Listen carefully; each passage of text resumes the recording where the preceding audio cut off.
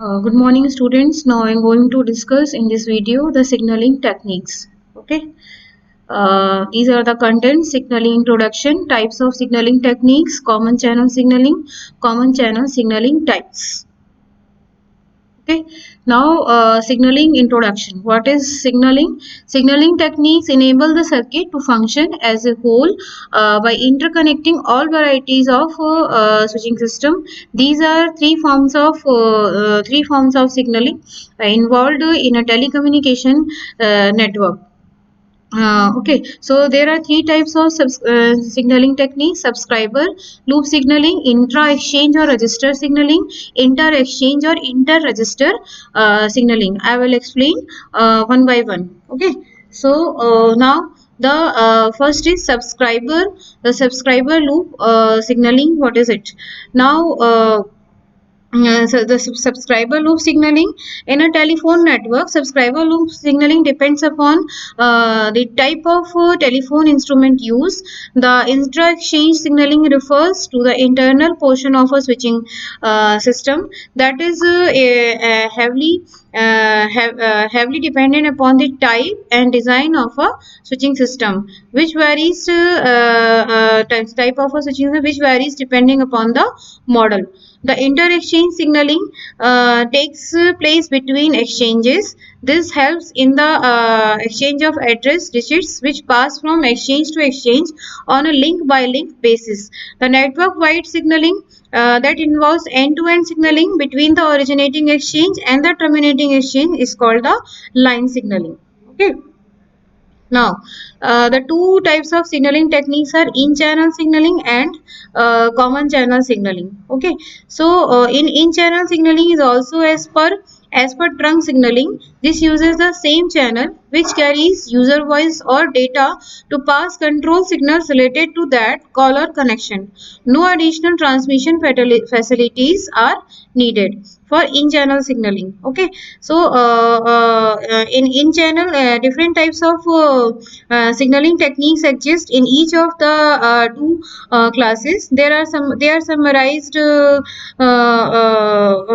according to their principle of operation. In channel signaling, in contrast, in the other one is the common channel signaling.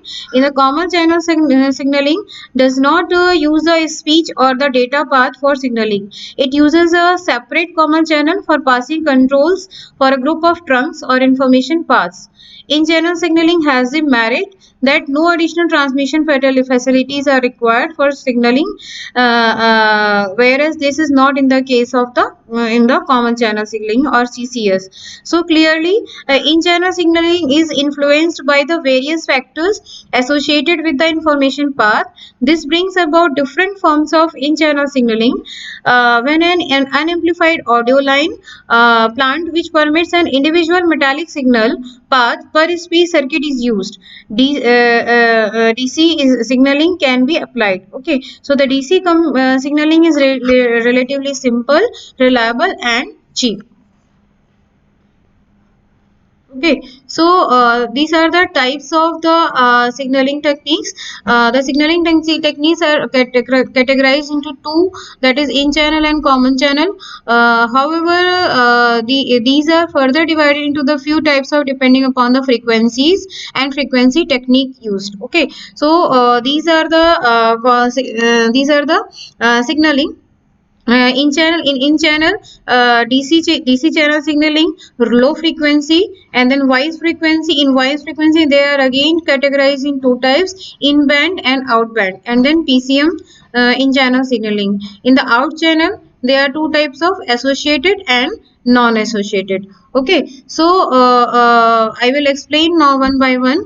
In channel signaling, where audio circuits are in use, low frequency AC signaling may be adopted. Okay, where we will use amplified audio circuits. Okay, so for low frequency AC signal and DC signaling cannot be provided when FDM transmission systems are used. Okay, in such cases, voice frequency signaling are used. Obviously, in a digital signaling scheme, a desired digital signaling is a desired for TDM systems. Now in voice frequency signaling may be in band or out band. So what is will be in band? In band voice frequency signaling uses the same frequency band as for the as the voice, that is 300 to 300 to 3400 hertz. An interesting story prevails to illustrate the significance of this statement. A woman subscriber is supposed to have complained to a leading telephone company in the United States that her line gets disconnected often during a conversation. The company, being conscious then of its reputation, checked out thoroughly all the subsystems but found nothing abnormal, and the problem continued to persist. Then company then decided to analyze the lady's voice and found that the lady has a tendency to generate a tone of around 2600 hertz, 100 hertz, lasting for a duration of 100 millisecond or more, which was being detected by the in-band signaling system as a line disconnected the signal. Such occurrences preclude the use of in-band signaling during speech phase. An important advantage of in-band signaling is that the control signals can be sent to every part where high-speed signal can reach. It is also independent of the transmission systems, as the signals would be carried along the route like the speed signal. Even A to D and D to A conversion processes do not affect them. In-band voice frequency signaling is most widely applied signaling system presently in the long-distance telephone network, owing to its flexibility of operations. Okay, now in outband signaling uses of frequencies above the voice band out below the upper limit of 4000 hertz of the nominal voice channel spacing. Signaling during the speech period is possible, thus allowing continuous supervision and control of a call. However, only a very narrow bandwidth is available for signaling. Extra electronics is required to handle the signaling band. As a result, this scheme is not widely used. Okay, so both in-band and out-band signaling schemes have limited information transfer capacity. Okay, so preclusion of use of in-band signaling during speech phase limits its capability. The outband signaling suffers from the very limited bandwidth. Both are capable of having only a small signal repertoire. Okay, so the trend in the modern modern networks is to provide enhanced signaling facilities for the subscriber, the switching system, and the telephone administration. Such a need is met by common channel signaling, which may be implemented in two ways: channel associated mode and channel non-associated mode. In the channel associated mode, the common signaling channel closely tracks the trunk group along the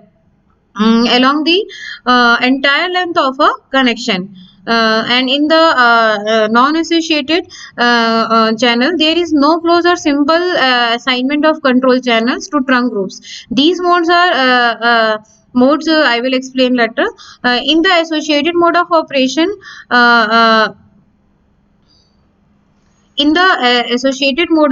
operation, as in this figure, I will explain. Okay, so I will explain here again. So this type of signaling is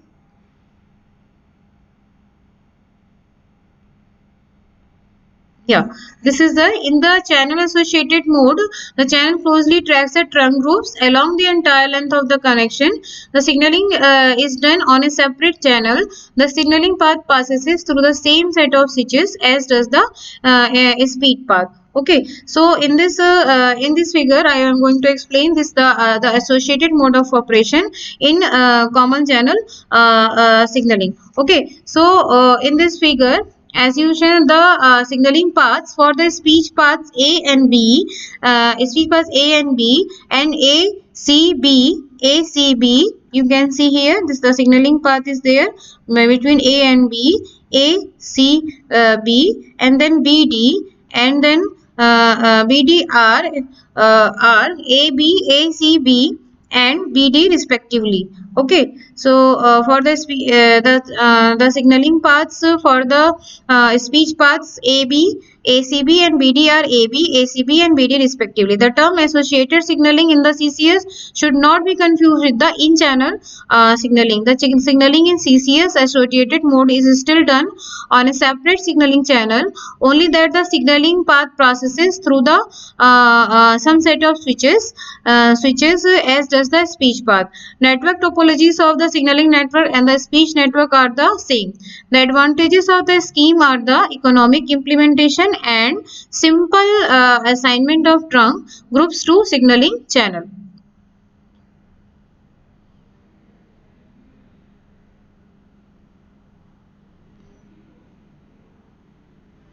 Okay, now in the non-associated mode, a CCS network consists of two types of modes: signaling transfer points, STPs, and signaling points. The signaling transfer points usually have a connection with the switches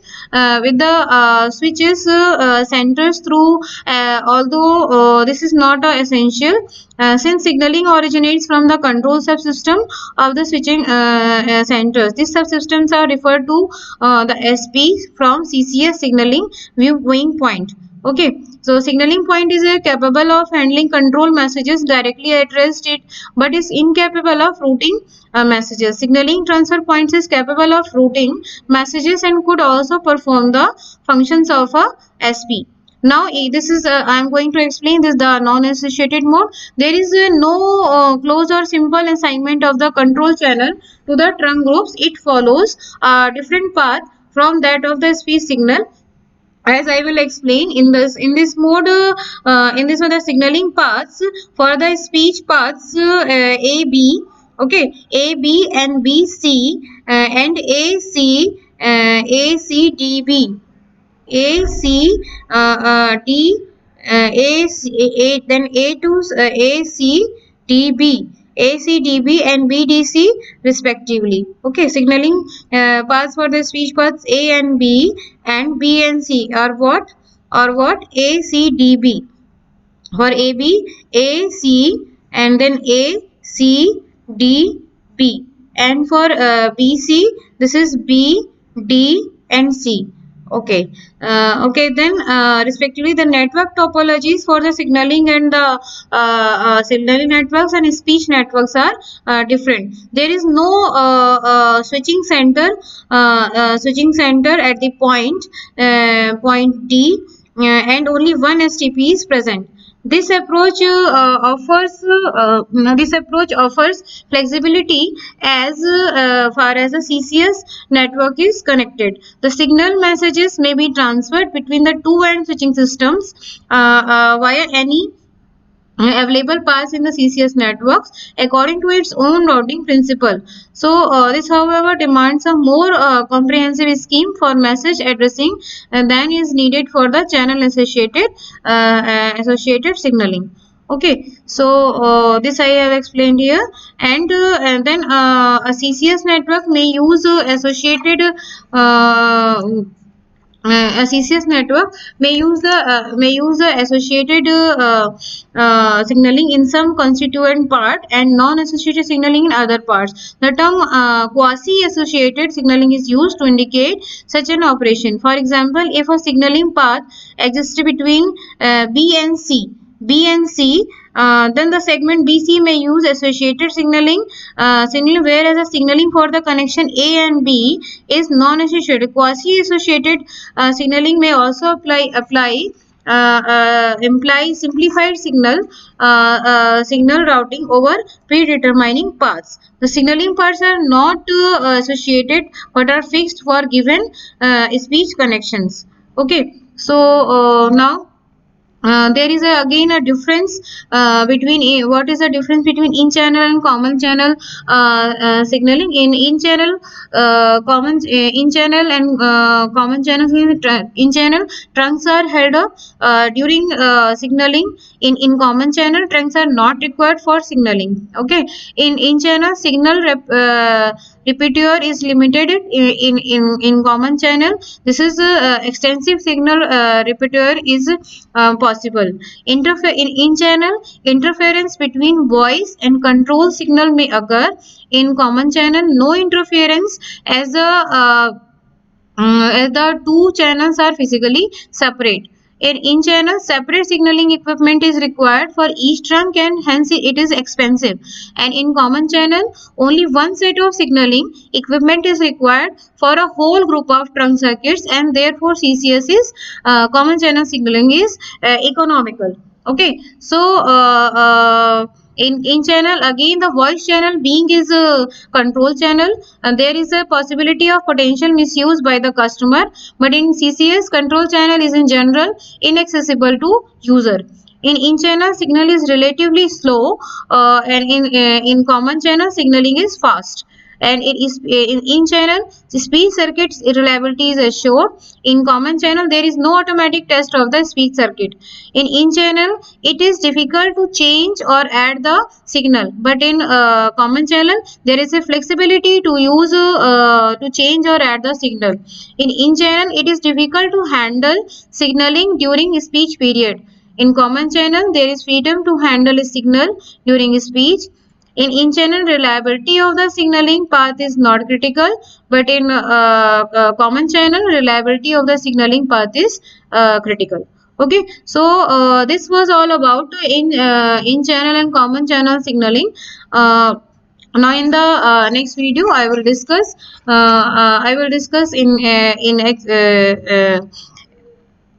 discuss again in channel and common channel in the detailed way. Okay, thank you.